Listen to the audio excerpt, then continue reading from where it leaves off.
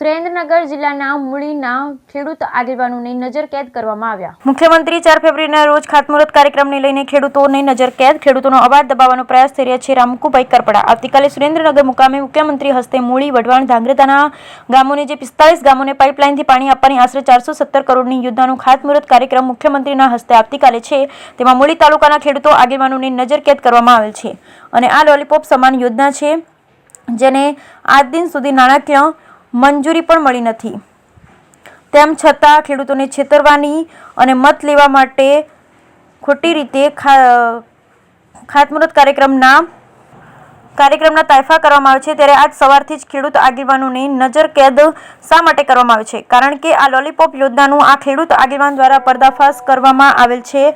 એ માટે આવતીકાલે આ કાર્યક્રમમાં ખેડૂત હાજર નહીં રહેવા ખેડૂત સંગઠન દ્વારા અપીલ કરવામાં આવેલ છે। આજે સુરેન્દ્રનગર જિલ્લા કિસાન કોંગ્રેસ ચેરમેન અને ખેડૂત આગેવાન રામકુભાઈ કરપડાના નિવાસ સ્થાને પોલીસ ખડકી દેવામાં આવી હતી અને તેઓને નજરકેદ કરવામાં આવતા ખેડૂતોમાં રોષ ફાટી નીકળ્યો છે। ખેડૂતોનો અવાજ દબાવવાના પ્રયાસ આ ગુજરાત સરકાર દ્વારા થઈ રહ્યાનો આક્ષેપ ખેડૂતોએ કરેલ હતો, કારણ કે આ લોલીપોપ સમાન યોજનાની જાહેરાત કોઈ નાણાકીય મંજૂરી આપી નથી, કોઈ ટેન્ડર પ્રક્રિયા કરવામાં આવી નથી, કોઈ કોન્ટ્રાક્ટર કે કંપનીને કામ અપાવેલ નથી। તેમ છતાં ખાતમુહૂર્ત કાર્યક્રમ મુખ્યમંત્રીના હસ્તે આવતીકાલે યોજવાનો છે તે લોલીપોપ સમાન જાહેરાત છે। ફક્ત ખેડૂતોને લોકસભાની ચૂંટણીમાં મત લેવા માટે જ ખાતમુહૂર્તના તાયફા થઈ રહ્યા છે તેમ રામકુભાઈ કરપડાએ જણાવ્યું હતું અને જ્યારે વિરોધ આ સરકારનો કામગીરીનો થાય ત્યારે પોલીસને આગળ ધરી અવાજ દબાવવાનો પ્રયાસ થાય છે। માટે ખેડૂત આ કાર્યક્રમનો બહિષ્કાર કરી વિરોધ કરશે અને મુખ્યમંત્રીના કાર્યક્રમમાં હાજર નહીં રહે અને તમામ એસટી બસો ગામડાઓમાંથી ખાલીખમ પરત સુરેન્દ્રનગર જશે। ખેડૂતોની તાકાત આવતીકાલે જોવા મળશે તેમ જણાવ્યું હતું। બ્યુરો રિપોર્ટ મહેશભાઈ ઉત્તરિયા, સુરેન્દ્રનગર।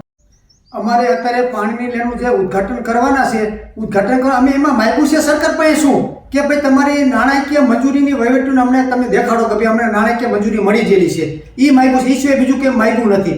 અને તમે અત્યારે પોલીસવાળાને આગળ કરી અને ખેડૂતનો અવાજ દબાવવા કહ્યું તમે માગો છો અને નહીં ઓલે પોલીસવાળાને શું કામ તમે ખોટા હેરાન કરો છો? કારણ કે આ સવારે 7 વાગ્યાથી પોલીસવાળાને તમે ફિલ્ડિંગ ભરવા મોકલી દીધા છે અમારી કે અમે તમને કંઈક બીજું વસ્તુ કંઈ માગી નથી કે અમે કંઈ કર્યું નથી તોફાન એવું, તો છતાં તમે પોલીસવાળાને આગળ કરી અને ખેડૂતનો અવાજ દબાવવા માગો છો અને તમારી પાસે નાણાકીય મંજૂરી આપી હોય।